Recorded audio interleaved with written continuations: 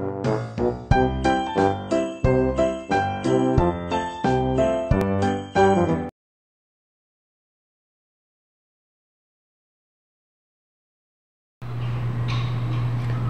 folks, I just wanted to do a bolt action update and share with you all what came in the mail for me today.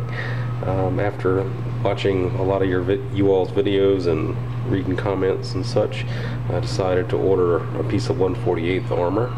So I got the Hobby Boss US M4 mid-production Sherman, which I think is an M4A3 with 75mm gun. I haven't looked it up to see exactly what this was modeled after, but I think that's what it is. As far as I did read a couple of reviews on the kit before I ordered it.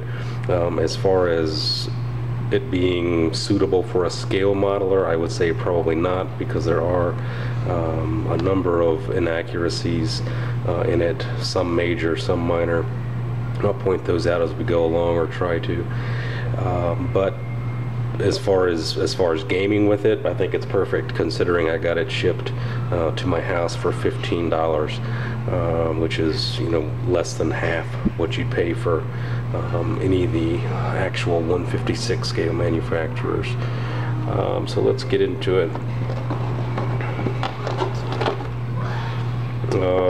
First off, we've got the instruction book, and having just quickly glanced through it, it seems fairly typical in comparison to other scale models.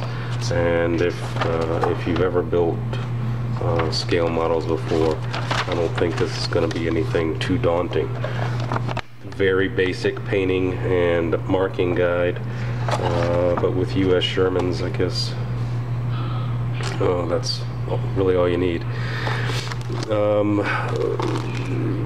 Transfers or wet decals. I don't know if you can see those. They're broken ring stars, which is good, which is what I wanted. And the model itself is basically on about 5 sprues. The lower hull is a typical tub. It actually looks pretty nice. I think it's got some extra, looks like it's got some extra locating apparatus on the hull here, probably for, you know, so you can choose which variant you want. I think probably the two biggest problems with this model as far as accuracy goes, the hull, or the upper hull, the front glacis angle is actually too shallow. It should be steeper. I forget the exact numbers now, but you can, if you've seen an accurate one before, either in scale or in real life, you can almost look at this and tell it's too shallow. I think it's somewhere like 3 or 4 degrees off. That's not a huge deal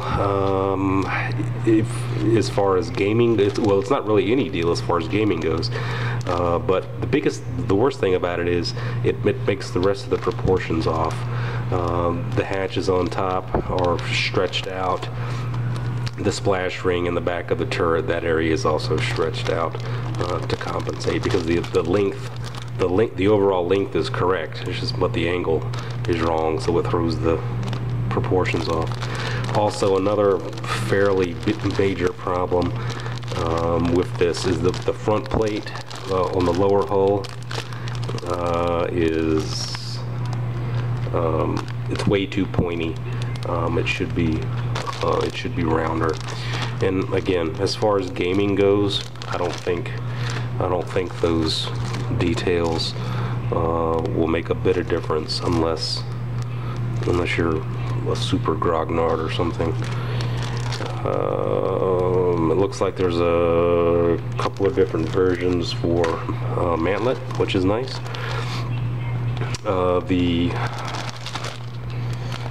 The bogies, the actual bogies, look very nice. Very good detail on those. The road wheels leave a little to be desired from a scale perspective, but but they're not bad. I did a little comparison. You know, this is a 1/48 scale model, and this comes with, for some reason, some